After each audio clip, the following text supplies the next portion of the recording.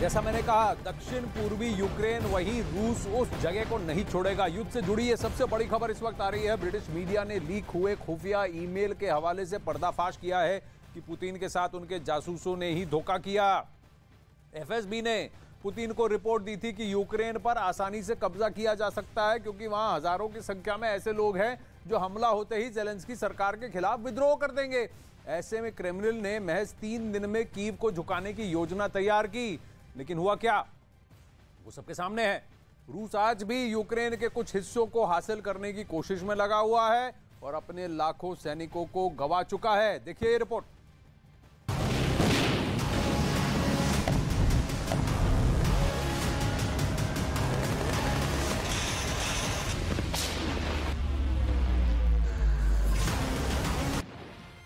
Putin को यकीन था कि वो यूक्रेन को कुछ घंटों में झुका देंगे, लेकिन जंग शुरू हुई और अब जैसे कभी न खत्म होने वाली जंग बन गई है।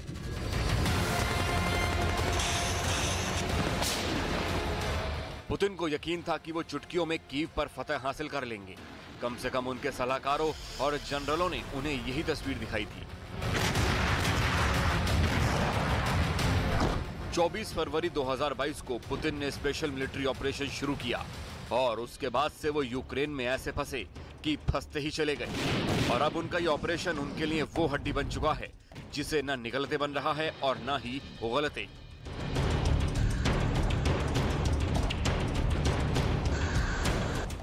ब्रिटिश मीडिया के मुताबिक एक लीक दस्तावेज से पता चला है कि पुतिन को जो तस्वीर दिखाई गई थी उसके हिसाब से मॉस्को को भरोसा था कि 72 घंटे में कीव को जीत लेंगे। ज़ेलेंस्की के खिलाफ लोगों के खड़ा होने का भी भरोसा दिया था। सेना के भी ज़ेलेंस्की के खिलाफ होने की रिपोर्ट दी थी। रिपोर्ट के आधार पर पुतिन ने प्लान बनाया। 3 दिन में बिजली की गति से कीव पर कब्जे की योजना बनी। कीव को घेरने के लिए सेना भेजी। सड़कों पर लोग टैंकों को रोकने लगे। पुतिन की सेना कभी कीव नहीं पहुंच सकी। अब तक रूस के करीब 2 लाख सैनिक मारे गए हैं।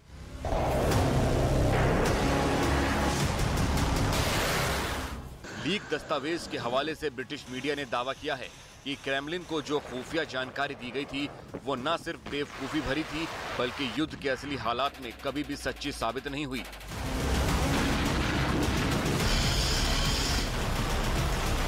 कीव पर कब्जे की जो पहली कोशिश हुई उसमें रूस की खुफिया एजेंसियों की विफलता देखने को मिली, जिन्होंने यूक्रेनियों के विरोध में खड़े होने और लड़ने की क्षमता को कम करके आंका।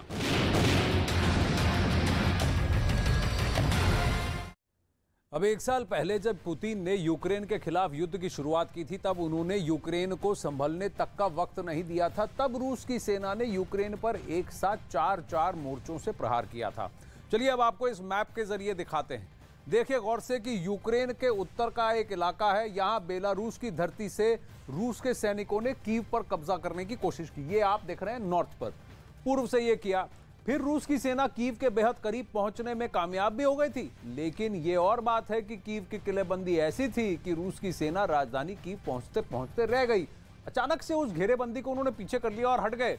लेकिन इसके अलावा उसी वक्त नॉर्थ ईस्टर्न फ्रंट से रूस की सेना सुमे और खार्किव पर कब्जे के लिए आगे बढ़ रही थी। ये नॉर्थ ईस्टर्न फ्रंट, यहाँ सुमे, वहां भारतीय मूल के कई सारे शिष्य वहां थे, भारतीय शिष्य थे और स्टूडेंट से। यहाँ पर लुहांस्क में भी उन्होंने ऑफेंसिव शुरू किया, सुमे और खार्किव में किया, वो उत्तर पूर्वी मोर्चा। तीसरे मोर्चे के तौर पर जैसा मैंने कहा, पूर्वी फ्रंट में रूस की सेना ने यूक्रेन की ओर बढ़ना शुरू कर दिया और चौथे फ्रंट के तौर पर रूस ने दक्षिण से मोर्चा खोल रखा था। क्राइमिया की ओर से रूस की सेना यूक्रेन के दक्षिण मोर्चे पर प्रहार कर रही थी। तो यह क्राइमिया, वहां पूर्वी मोर्चा, उत्तर पूर्वी मोर्चा और उत्तरी मोर्चा, तो ये 4 फ्रंट से उन्होंने अटैक किया ताकि यूक्रेन की सेना जो है एक जगह कॉन्सेंट्रेट ना हो पाए, हर जगह से उन्हें मल्टीपल जगह स्प्रेड होना पड़े। और जब आप स्प्रेड होते हैं तो आपकी ताकत और कमजोर हो जाती है। तो जब युद्ध शुरू हुआ तो रूस के एक साथ 4 मोर्चे थे यूक्रेन पर प्रहार करने के लिए। उन्होंने इसको 4 फ्रंटल वॉर कॉन्फ्लिक्ट ओपन किया था।